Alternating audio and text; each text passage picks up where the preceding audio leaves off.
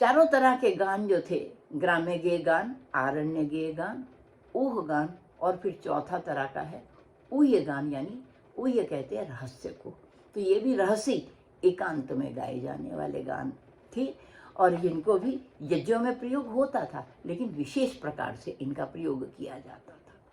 तो इस तरह से पूर्वार्चिक पर आधारित गान जो हैं वो ग्राम्य गेय गान और आरण्य गेय गान हैं, और उत्तरार्चिक पर जो आधारित गान है वो ऊह गान है और ऊह्य गान है।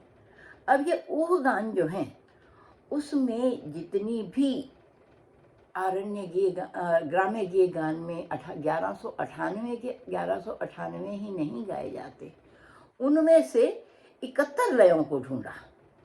तो उन 294 को पहले आधार बना करके ऊह गान बना, फिर उन्हीं ऊह गानों की 71 लयों को 71 स्वरावलियों के आधार पर जो है वो ऊह्य गान की 204 की संख्या बनी।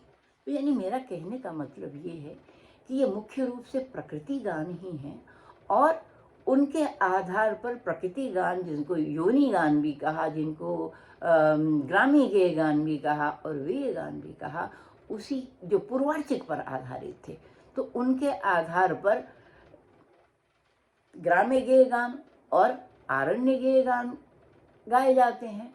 और जो उत्तरार्चिक में थे, जहाँ सूक्त थे, यहाँ 3-3 ऋचाओं की कल्पना की गई थी, उन गानों को जो यज्ञों में गाया जाता था वो ऊह गान और ऊह्य गान कहलाए। अब अभ्यास के लिए तो प्रकृति गान ही पहले गाए जाएंगे।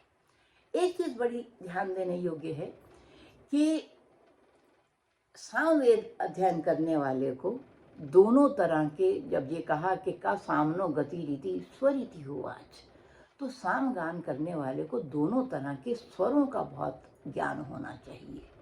यानी जो ऋचा का उच्चारण है वो तो उदात्त, अनुदात्त और स्वरित स्वरों में है, और जो गान गाया जाता है वो सप्त स्वरों में गाया जाता है, कृष्ट, प्रथम, द्वितीय, तृतीय, चतुर्थ, मंद्र और अतिस्वारी।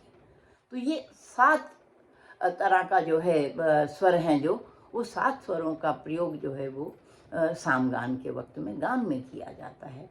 हालांकि आज भी जैसे हम देखते हैं कि रागों में संपूर्ण सप्तक है, और सारे राग संपूर्ण नहीं होते, कोई षाढ़व संपूर्ण है, कोई औड़व संपूर्ण है, कोई औड़व औड़व है।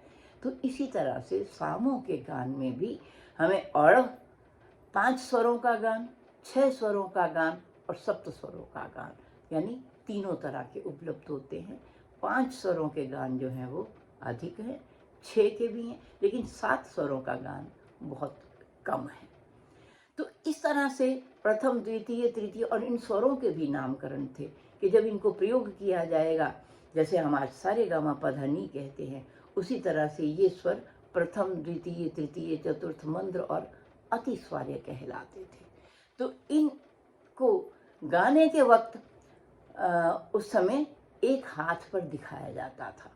तो ये विचार था कि यथा पाणी तथा वाणी, या यथा वाणी तथा पाणी, पाणी कहते हैं हाथ को, कि जैसा वाणी उच्चारण करेगी वैसा हाथ पे उसका दर्शन होगा।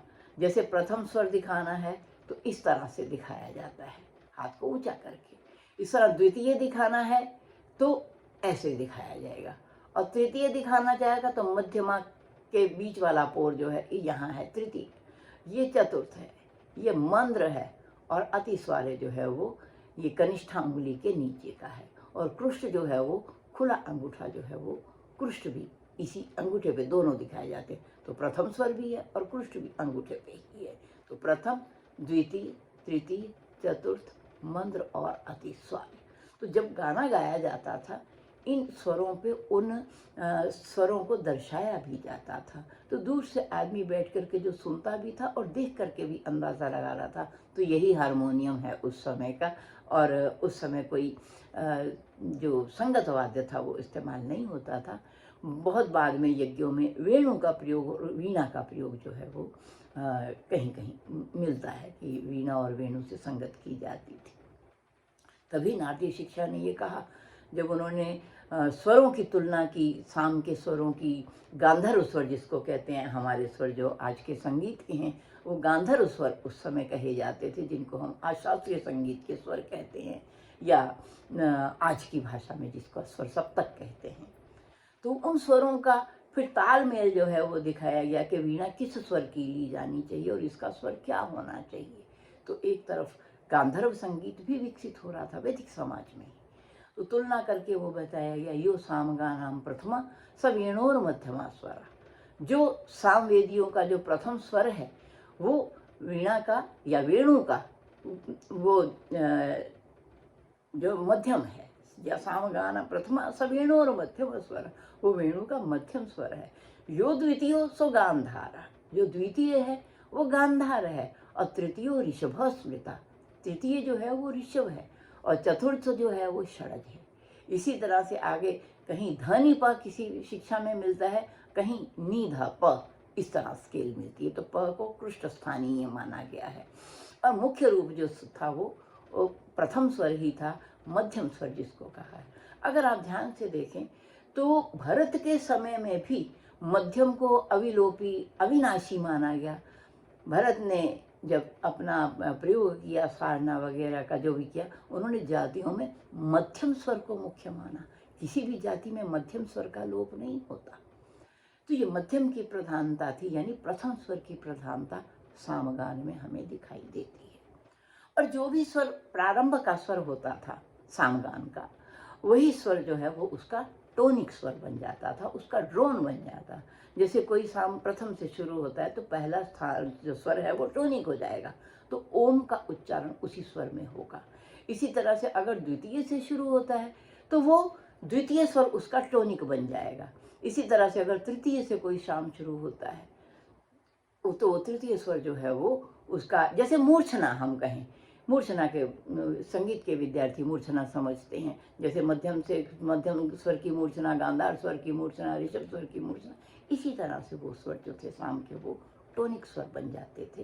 तो उस तरह से साम का गान किया जाता था। अब ऋचा जो है उसको कैसे गाएंगे, किन स्वरों में गाएंगे, इसका संबंध जो है वो कैसे रहेगा, इसको जो सामवेद का जो लिटरेचर है, ब्राह्मण ग्रंथ है, और उसका टेक्निकल लिटरेचर जो है सामतंत्र है, ऋक्तंत्र है, स्तोभानुसंहार है, अक्षर तंत्र है, तो इस तरह के जो लक्षण ग्रंथ हैं उनमें बताया गया है।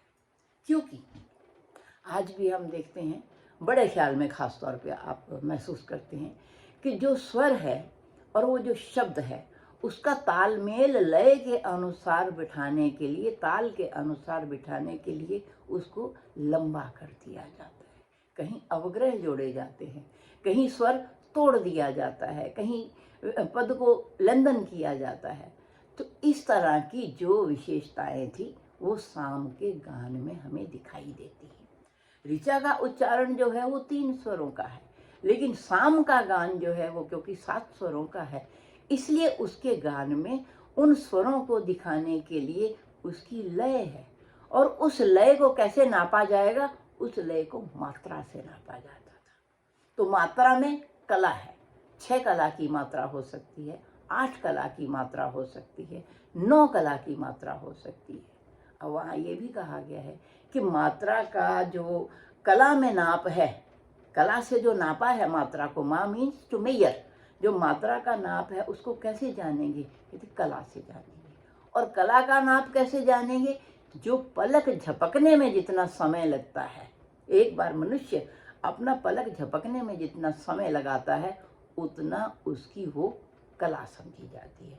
अगर 6 बार पलक झपकी तो मानो वो क्षण मात्रा कला हो गई।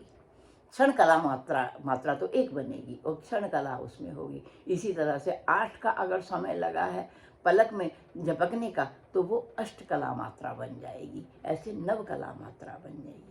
और यही नहीं, इस पर भी और मात्राओं, अर्ध मात्रा, आधी मात्रा का कंसेप्ट है, और अध्यर्ध मात्रा यानी 1 से आधी अधिक 1.5 मात्रा, तो अर्ध तीसरा मात्रा यानी कि 2 मात्राओं के बाद एक तीसरा जो है वो आधा है तो 2.5 मात्रा। इसी तरह से अर्ध चतस्र मात्रा, तो जो 3 मात्राओं के बाद फिर आधी मात्रा का काल और जुड़ा तो वो अर्ध चतस्र मात्रा यानी 3.5 मात्रा का भी कंसेप्ट जो है वो है। और उसके साथ साथ जिसको आज हम कण रूप कहते हैं, तो उस मात्रा को क्या कहा गया, उसको अणु मात्रा काल कहा गया। तो इस तरह से साम के स्वर भी होने चाहिए और साम गान में लय और मात्रा का भी ध्यान रखा जाना चाहिए। तो इन दोनों के तालमेल से वो साम का गान किया जाता था। वहाँ ऋचा आधार में तो है, लेकिन ऋचा के शब्दों में बहुत सा परिवर्तन हो जाता था। उसको हम अपनी इमेजिनेशन से कर सकते थे, लेकिन बाद में क्या हो गया, उन सबों का भी एक जो रजिस्टर तैयार किए गए, तो वो साम के क्या कहलाते हैं, वो गान ग्रंथ कहलाते हैं।